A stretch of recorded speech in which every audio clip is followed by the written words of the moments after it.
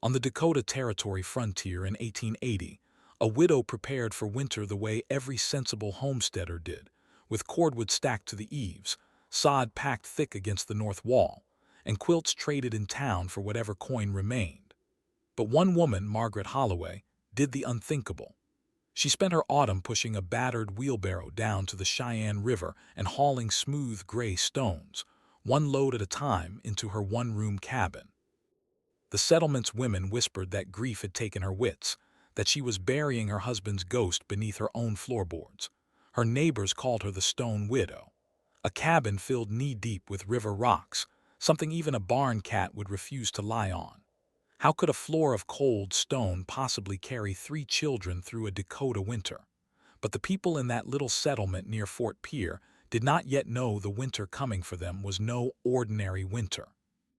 It had a name already gathering in the mouths of the old Lakota traders who watched the geese leave 6 weeks early. They called it the winter that would not break.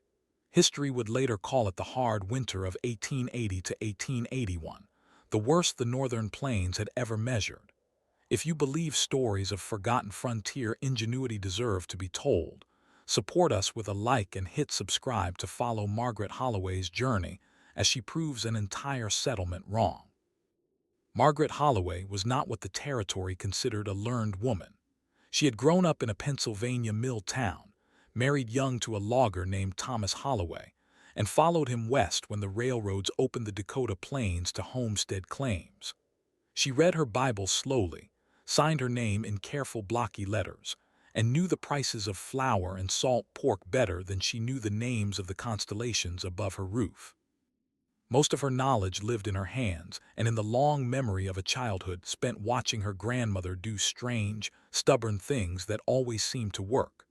Thomas had been killed the previous spring when a green poplar rolled the wrong way off a skid trail outside Yankton, crushing his chest beneath a load meant for the new courthouse. The lumber company gave her $42 and a written apology. The land office gave her the choice of going back east a beggar or staying on the quarter section Thomas had filed in both their names. She stayed. She stayed because going back meant arriving on her brother-in-law's porch with 3 children and empty hands, and Margaret would rather face a Dakota winter than that particular humiliation. But she also stayed because of something her grandmother Eileen had done every November of Margaret's childhood, something Margaret had not thought about in 20 years, until she sat alone in a half-finished cabin, watching the first frost crawl across the inside of her water bucket. Her grandmother had been born in the cold uplands of County Donegal, and she had carried with her into the Pennsylvania hills a habit that the mill-town neighbors had found peculiar at best. Every autumn, Eileen hauled flat stones from the creek behind the house and arranged them across the hearth and out beneath the chairs, and even beneath the bed where Margaret slept as a small girl. In the morning, Eileen built a low, slow fire that lasted no more than 2 hours after sunrise. And somehow, for the rest of the day, the cottage stayed warmer than any of the neighbors' houses on the same row, even when the Pennsylvania wind cut down the valley like a knife through butter. Margaret had not understood it then. She had only known that her grandmother's house always smelled of warm stone and damp wool, and that her small bare feet never ached on those floors the way they ached at her own parents' place 3 doors down. 20 years later, sitting in a cold Dakota cabin with 3 children asleep beneath her only good quilt, Margaret remembered her grandmother bending over those creek stones with a kind of grim certainty, and she remembered something the old woman had once muttered in Gaelic and then translated almost as an afterthought. The hearth gives heat for an hour. The stone gives it back all day. That memory arrived in late September with the kind of clarity that did not feel like remembering at all. It felt like a hand pressed gently against her shoulder. Margaret rose from her chair, walked to the open doorway, and looked east across the rolling brown grass toward the dark line of cottonwoods that marked the river half a mile distant. The Cheyenne ran shallow there, broken by long gravel bars where the spring floods had dropped their cargo of rounded stones across decades of high water. She had passed those gravel bars 100 times that summer hauling water in 2 tin buckets balanced on a yoke across her shoulders. She had never once looked down at the stones beneath her boots and seen anything but stones. Now she could not look anywhere else. The next morning, before the children woke, Margaret found Thomas's old wheelbarrow leaning against the lintel behind the cabin. One handle had split during the move west and been wrapped with rawhide. The wheel wobbled. She greased the axle with bacon fat from the breakfast crock, pulled on Thomas's heavy work gloves which still hung too large on her hands, and pushed the empty barrow out across the prairie toward the river. The grass crunched beneath the wheel, already stiff with morning frost. By the time she reached the gravel bar, her breath was coming hard and her cheeks burned in the cold air.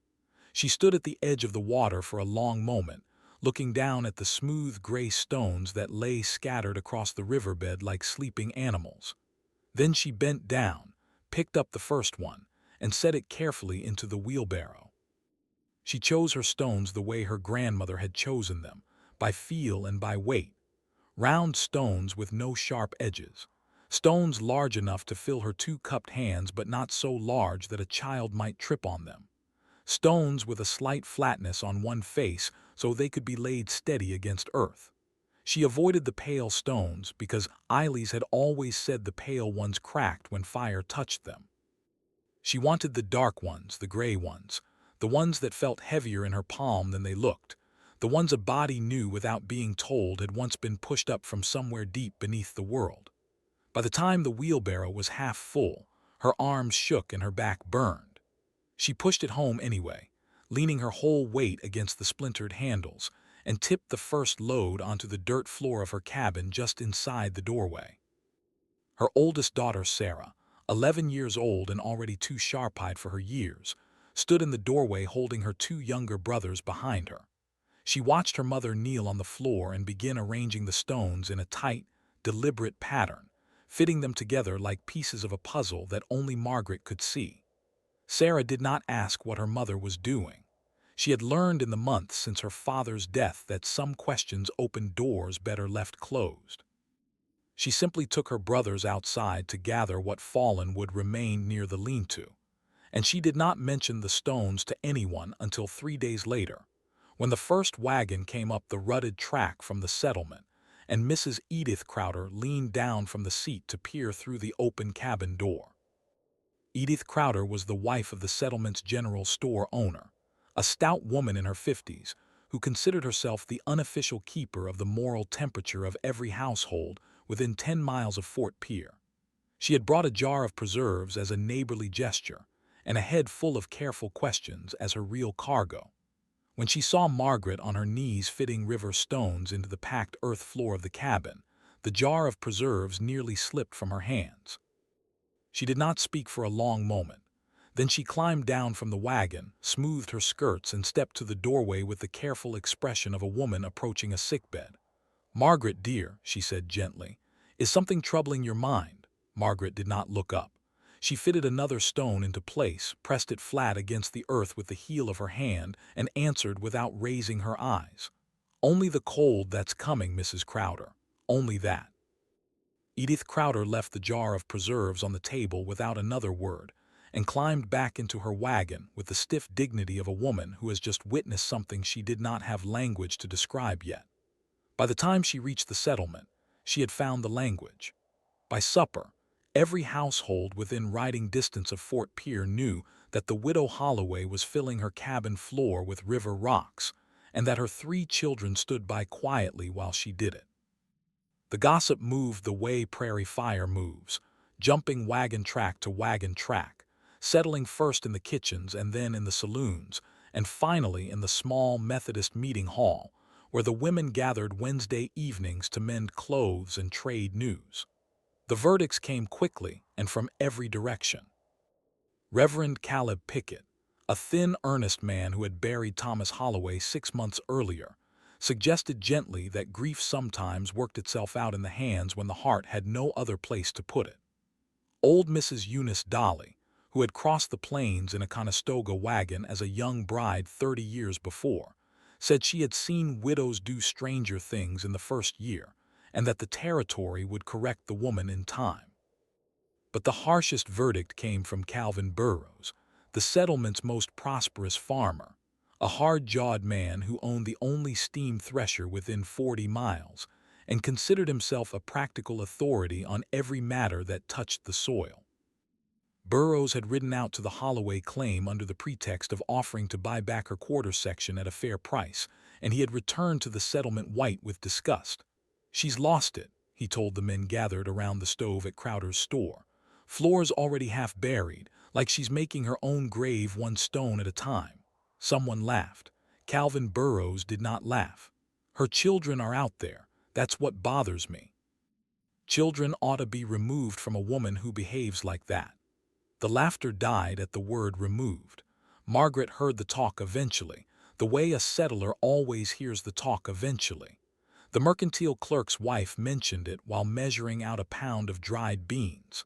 The blacksmith's apprentice stared at her too long while she paid for a wagon repair.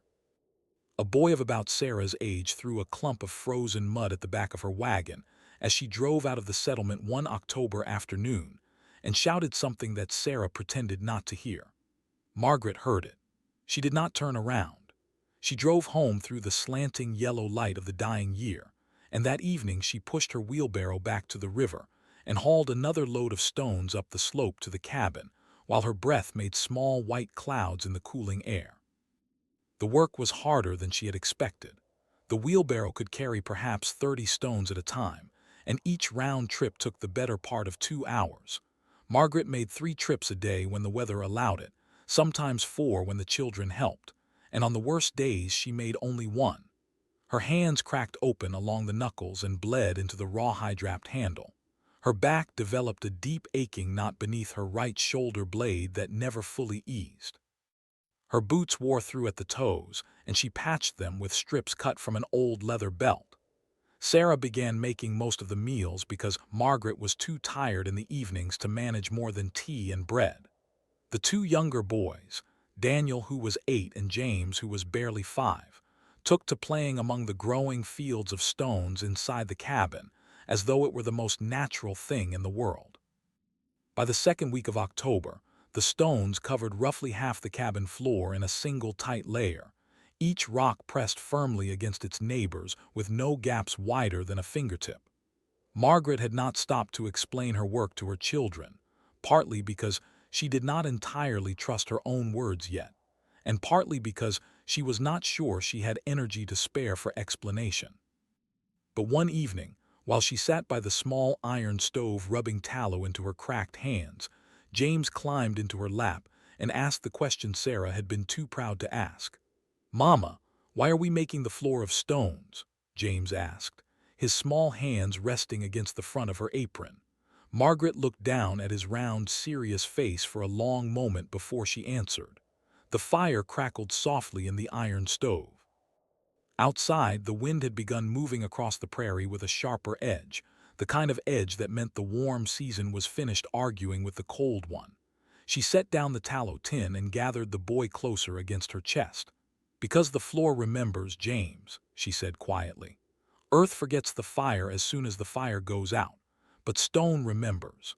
Stone holds on to the warmth and gives it back slow, like a hen sitting on her eggs. That's what my grandmother taught me when I was smaller than you are now." James considered this with the grave attention small children give to important news. Then he reached down and patted one of the gray stones nearest his foot, the way he might have patted a dog. "Hello, stone," he said. Sarah, who had been pretending not to listen from the corner where she was darning a pair of Daniel's stockings, finally looked up. Her eyes met her mother's across the small lamplit room. She did not smile, but the hard set of her mouth softened by a degree, and Margaret understood for the first time in weeks that her oldest daughter had been carrying her own private fear that her mother had truly come apart. The stones continued arriving through the rest of October. Margaret added a second layer in the area nearest the small iron stove, the way her grandmother had stacked them double around the hearth. She packed fine sand from the riverbank into the spaces between the stones, so that the surface settled into a single solid mass beneath her feet, almost like a paved road.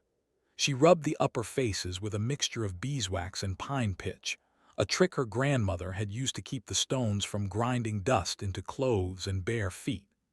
By the last week of October, the cabin floor was no longer a dirt floor at all. It was a tight gray field of river stones, polished by hand, sealed with wax, fitted so closely together that water spilled across them ran sideways instead of soaking through. The settlement watched from a distance. A few of the women came out to the claim under the thin excuse of borrowing flour or returning a needle, and each of them left more convinced than before that Margaret Holloway had crossed some quiet line into territory the rest of them could not follow. Edith Crowder told her husband that she had personally counted 47 stones along just one wall, and that the woman seemed to be planning to add more. Calvin Burrows rode out a second time with 2 other men at his side, and stood at the doorway with his arms folded across his chest. "You realize the cold is coming, Mrs. Holloway," he said. His voice carried the careful evenness men use when they believe they are being merciful. "You have 3 children in this house. You have no husband to correct the situation. There are folks in town willing to take those children for the winter, give them proper walls, proper floors." Margaret stood in the doorway with one hand resting on the frame. She did not invite the men inside. "My children will stay with their mother, Mr. Burrows," she said, "and my floor will keep them warmer than anything in your town. Good day to you." Burrows's jaw tightened. He held her gaze for a beat longer than was polite, then turned his horse and rode off without another word. The 2 men with him glanced once at Margaret and once at each other, and followed him without speaking. The first hard frost arrived on the night of November 2nd. Margaret woke before dawn to a cabin filled with that particular, still cold that means winter has placed its foot on the threshold and is no longer asking permission. She crossed to the stove in her stockings, expecting the floor to bite through her feet the way the old dirt floor had bitten the year before. Instead, the stones held a faint residual coolness, no worse than touching the side of a wooden bucket. She knelt and pressed her palm flat against them. The stone was not warm exactly, but it was not the cold she had braced for either.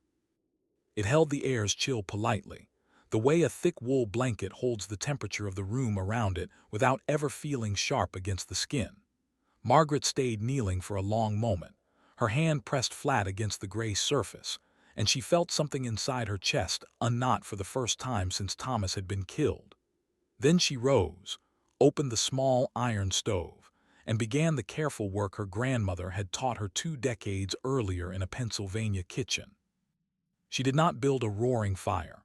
That was the first mistake every settler made with a stove. She had decided, throwing in great loads of wood that burned hot and fast and sent half their heat up the flue before the cabin had even noticed. Margaret built a small, dense fire instead, 3 split sticks of oak laid in a tight triangle with kindling tucked between them, and she fed it slowly. She had built the stove on a raised platform of double-stacked stones the previous month so that the fire's underside heated the rock directly. Within an hour, the stones nearest the stove had grown warm to the touch. Within 2 hours, the warmth had crept outward across the floor in a slow, expanding circle. By mid-morning, when Sarah climbed down from the loft bed she shared with her brothers, the entire cabin floor radiated a gentle, steady warmth that rose past the ankles and pooled in the air around the children's small bodies. Sarah stopped at the bottom of the ladder. She stood there in her nightdress with one bare foot held just above the floorboards as though testing water, and then she set the foot down and stood flat on the stones. Her eyes widened. She set the other foot down. She looked across the room at her mother. "Mama," she said. Her voice had a strange tightness in it. "Mama, the floor is warm." Margaret was stirring cornmeal into the morning pot. She did not turn around. She did not want her daughter to see the tears that had risen suddenly behind her eyes. "Yes, child," she said. "That's what the stones do." Daniel came down the ladder next, then James, and the 2 boys spent the first hour of their morning lying flat on the floor like cats sprawled in a patch of sunlight, pressing their cheeks against the stones, and laughing in a way Margaret had not heard from them since before their father's funeral. The fire burned itself out by mid-morning. Margaret did not rebuild it. She wanted to learn the stones, the way her grandmother had learned them, the way a person learns any tool that can mean the difference between living through a winter and not. She watched the small thermometer Thomas had nailed beside the door, the one she had once dismissed as a useless toy. The outside temperature climbed from 12 degrees at dawn to 28 by noon, then fell back through the afternoon as the pale November sun moved across the sky and disappeared behind the western rise. Inside the cabin, the temperature held steady at 58 degrees long after the stove had gone cold. By supper time, when she would normally have rebuilt the fire, the inside still measured 54. She did not rebuild it until full dark, and then only with 3 more sticks of oak laid in the same tight triangle as the morning fire. She used less than a quarter of the wood she had burned the previous November. She tracked it in a small ledger book Thomas had brought west with him, marking each fire in pencil, each outside temperature at dawn and dusk, each inside reading taken from the thermometer beside the door. Sarah watched her mother do this and asked one evening what the numbers were for. Margaret did not look up from the page. So that when somebody asks me how this worked, I can show them, child, so that I won't be the only one in this territory who knows. Sarah was quiet for a long while. Then she said, "Will you tell Mrs. Crowder?" Margaret finally looked up. The lamp threw a soft gold light across her thin, tired face. "Mrs. Crowder is not ready to be told," she said. "Mrs. Crowder will be ready when the cold tells her." The cold tongue of November stretched into December, and the territory began to learn that something was wrong with the year. The geese had gone south 6 weeks early. The muskrats had built their lodges twice the usual height along the river banks, and the old Dakota traders at Fort Pierre were trading whatever they had for whatever blankets the Army quartermaster would let them buy.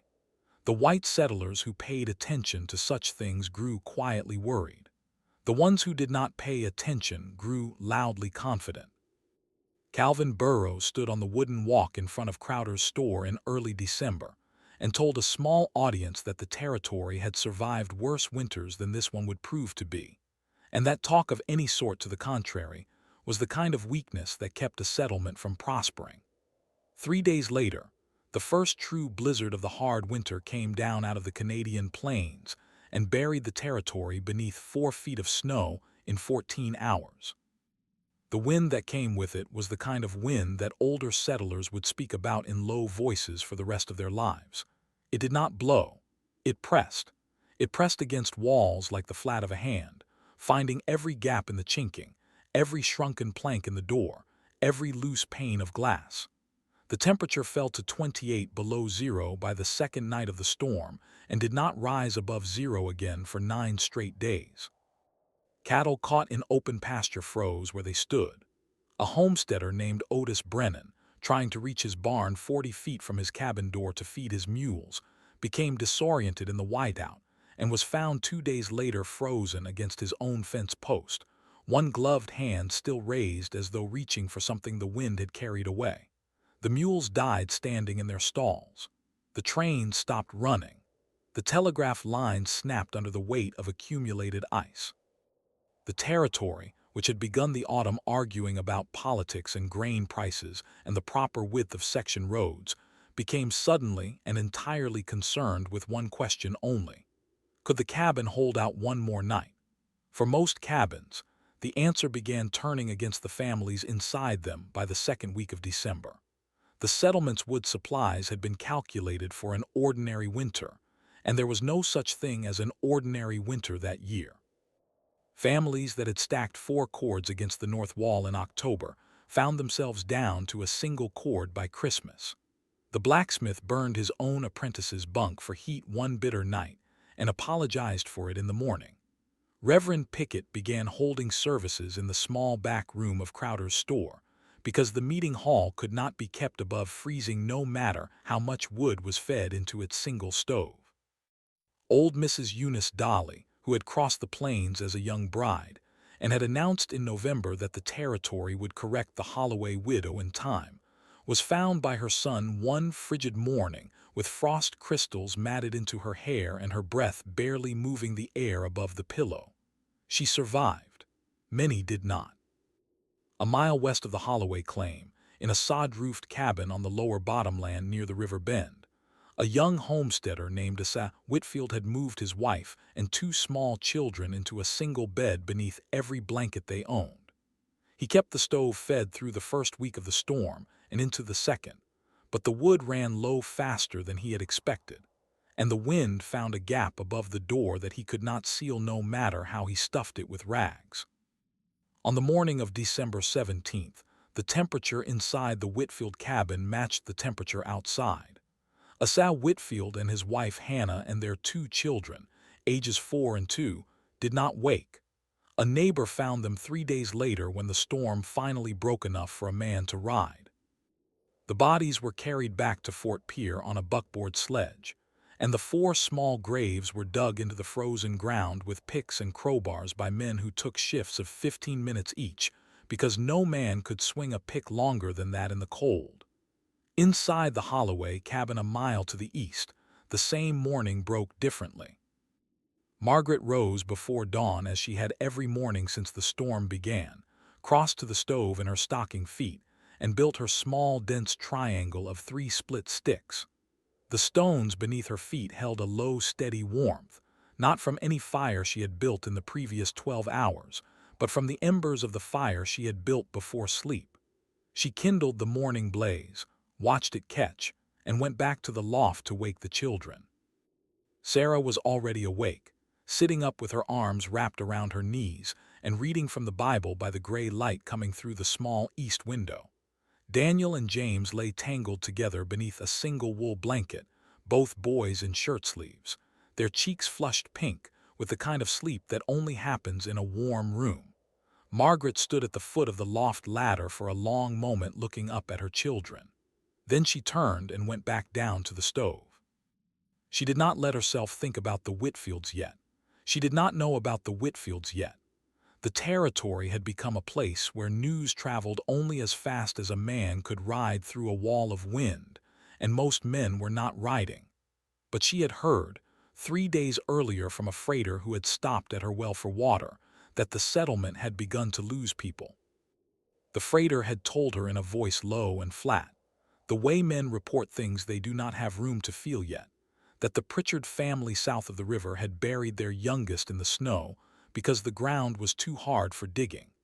Margaret had given the freighter a bowl of bean soup and a cup of hot coffee, and watched him sit at her table with his bare hands held above the stones, marveling without quite understanding what he was marveling at. He had asked her how she kept the cabin so warm with such a small fire going. Margaret had answered honestly. The freighter had looked at the floor, then at her, then at the floor again, and he had said, "Ma'am, I don't understand a word of what you just told me, but I believe every one of them." That freighter was a man named Wendell Carruthers, and he carried his confusion with him to Fort Pierre, and from Fort Pierre to Pierre proper, and from there to every stop along his route. He was not a man who could explain a thing he had seen, but he was a man who could not stop talking about it once he had seen it. By the 3rd week of December, the story of the warm widow's cabin had begun to filter back across the settlement, told and retold in the small, overheated back room of Crowder's store, where the surviving families gathered now to share heat the way they had once shared gossip. Calvin Burrows heard the story and dismissed it. Edith Crowder heard it and remembered the jar of preserves she had left on the woman's table in October, and she felt something move uncomfortably beneath her ribs. Reverend Pickett heard it and went quiet for a long while afterward. The first person to ride out to the Holloway claim during the heart of the hard winter was not Burrows or Crowder or the Reverend. It was a young schoolteacher named Eliza Vance, 22 years old, recently arrived from Ohio, who had been trapped in her boarding house room above the Mercantile for 19 straight days and had developed a deep cough that frightened her landlady. Eliza had heard the story of the stone widow from a girl who delivered eggs to the boarding house, and she had decided in the middle of one frozen, sleepless night that she would rather die in a snowdrift trying to reach a warm cabin than die in her own bed listening to the wind. She borrowed a horse from the livery against the protests of the stableman and rode out east along the buried wagon track with a scarf wrapped 3 times around her face and only her two eyes visible above it. She reached the Holloway claim just past noon. Margaret saw the rider coming from a long way off, a dark hunched shape moving slowly against the white field, and she put on her coat and went out to meet her at the gate. Eliza Vance nearly fell from the saddle. Her hands had locked around the reins and would not open at first. Margaret pulled her down, half carried her into the cabin, and shut the door against the wind. She did not ask the young woman's business. She unwrapped the frozen scarf from her face, pulled off the stiff frozen gloves, and pressed her hands flat against the warm stones of the floor. Eliza made a small sound that was not quite a word. Then she sat down on the stones and did not move for several minutes. When she finally looked up, her eyes traveled around the cabin slowly. The three children, all in shirt sleeves, sitting at the table eating bean soup. The small iron stove with the faintest red glow visible through the door grate. The thermometer beside the door, which read 61 degrees indoors against 22 below zero outside. The gray polished floor of river stones beneath her aching legs. "Ma'am," Eliza said at last. Her voice cracked on the word. "Ma'am, what have you done here?" Margaret poured her a cup of coffee from the pot kept warm on the stones near the stove and sat down across from her. "I built a floor that remembers heat," she said. "My grandmother taught me how, back when I was younger than my Sarah there. I'd be glad to show you if you can stay the night. Your horse can go in the lean-to with mine." Eliza stayed. She stayed for 3 nights, in fact, because the wind rose again on the second day and made the return ride impossible. During those 3 nights, she watched Margaret build her morning fire and her evening fire and her single midday fire when the wind was at its worst. And she wrote down everything she saw in a small leather notebook she carried in her coat pocket. When the weather broke on the morning of the 4th day, Eliza Vance rode back to Fort Pierre with her notebook tucked against her chest and a knowledge in her that she did not yet know how to carry. She went straight to the boarding house, climbed the stairs to her cold room, packed her trunk, and moved that same afternoon into the spare room above Crowder's Mercantile, which sat directly above the back stove and was the warmest space available to rent in the settlement. Then she went down into the store and told everyone who would listen what she had seen at the Holloway cabin. Some did not believe her. Some believed her but did not understand what she was describing. But Edith Crowder believed her, and so did Reverend Pickett, and within a week the back room of the Mercantile had become the place where the surviving families of the settlement gathered to hear. Eliza Vance read aloud from her small leather notebook the careful measurements she had taken in the warm widow's cabin a mile east of town. Margaret did not know any of this yet. She was busy keeping her children alive. The hard winter showed no sign of releasing the territory, and the gaps between storms had become brief windows in which a person could ride out to gather what would remain or to check on neighbors who had not been seen in too long. During one such window in early January, Margaret hitched her mule to the small sledge Thomas had built and drove out to the Pritchard place 3 miles south, where the freighter had told her about the buried child. She brought with her a bundle of small split sticks, a sack of beans, and a quilt she had finished the week before from scraps Sarah had saved. She did not announce herself with grand intentions. She knocked at the Pritchard door and stood quietly in the snow. Hannah Pritchard, the surviving mother, opened the door with the dazed, slow movement of a woman who had stopped expecting anything good to come through it. She looked at Margaret. She looked at the bundle of wood. She began to cry without making a sound. Margaret did not stay long that first day. She put the wood in the Pritchard stove, helped Hannah feed the small fire, and showed her how to bank it low so that the heat lasted longer instead of burning out fast. Then she said quietly that there was something else, a thing she had learned from her grandmother, a thing that would help the cabin hold warmth through the long nights between fires. She did not have time to do it that afternoon. But she would come back if Hannah would have her, with stones from the river. Hannah Pritchard, who had lost a child to the ground and a husband to a chest cough the previous spring, looked at Margaret for a long, quiet moment. Then she said yes. Margaret came back 4 days later with a sledge piled with river stones, and she spent 2 days fitting them against the floor of the Pritchard cabin around the iron stove. She did not cover the whole floor. There was not time, and Hannah did not have the strength to help.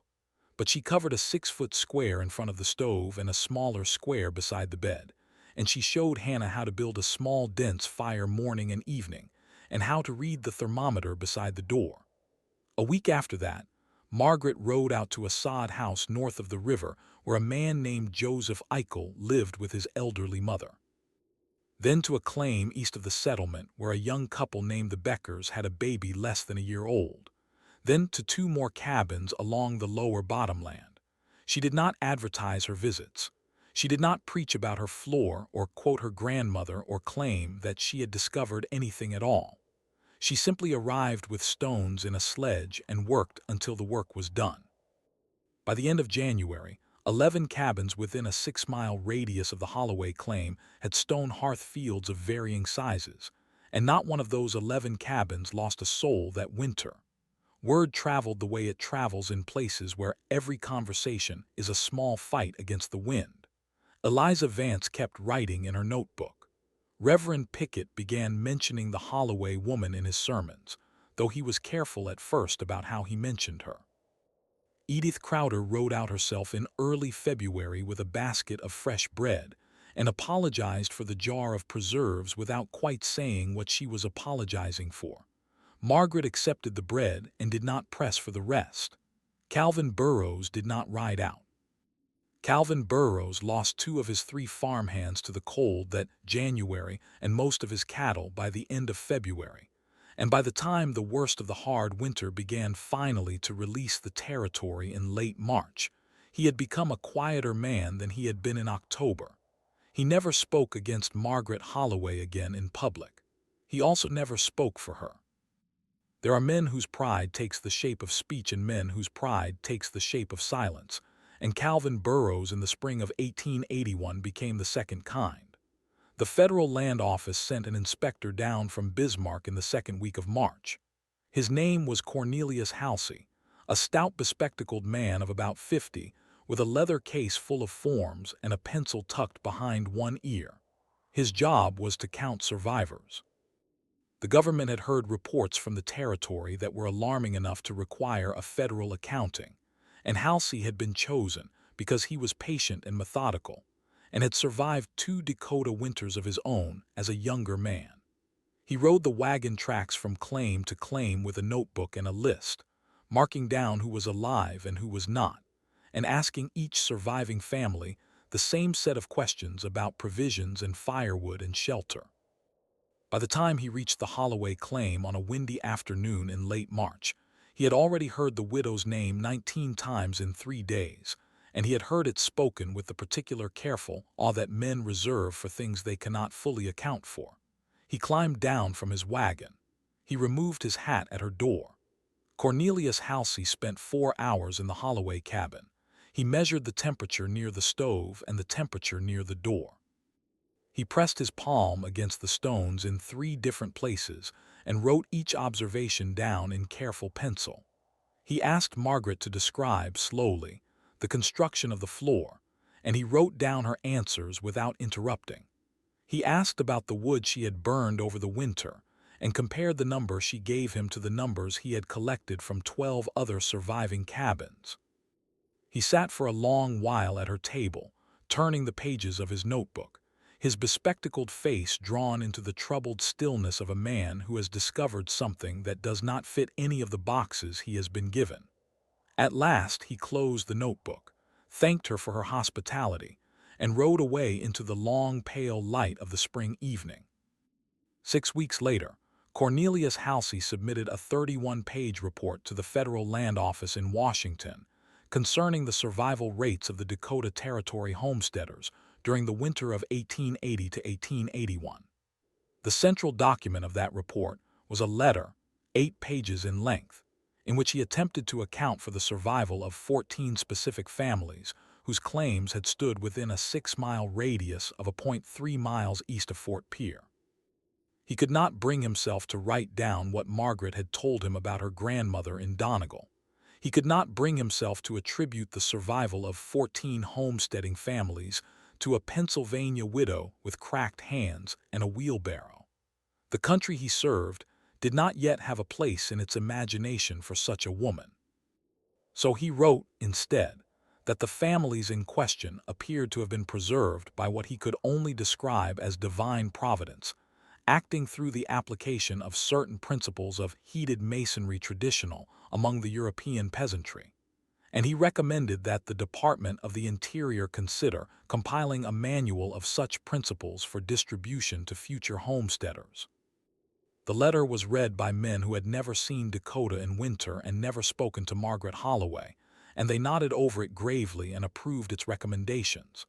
The manual was printed in the spring of 1883. It ran to 46 pages with diagrams. It described with reasonable accuracy the construction of a heated stone floor of the type Margaret had built. It recommended the use of river stones, smooth and rounded, packed tightly with sand, sealed with wax and pitch. It instructed homesteaders to build small, dense fires rather than large, fast ones, and to bank the embers carefully overnight. It cited examples from peasant traditions in Donegal and Brittany and the Asturian highlands. It did not, anywhere in its 46 pages, mention the name Margaret Holloway. It did not mention any woman at all. The principles, the manual implied without quite saying so, had simply been recovered by careful federal study. A copy of the manual arrived at the Holloway claim in the late summer of 1883, sent by Eliza Vance, who had moved to Yankton by then and had become a teacher of some local note. Margaret read the manual that evening by lamplight, sitting at her table on the warm stones of her floor, with her 3 children grown taller around her and the prairie wind moving softly across the grass outside. She read it slowly, the way she read everything, with one finger tracing each line.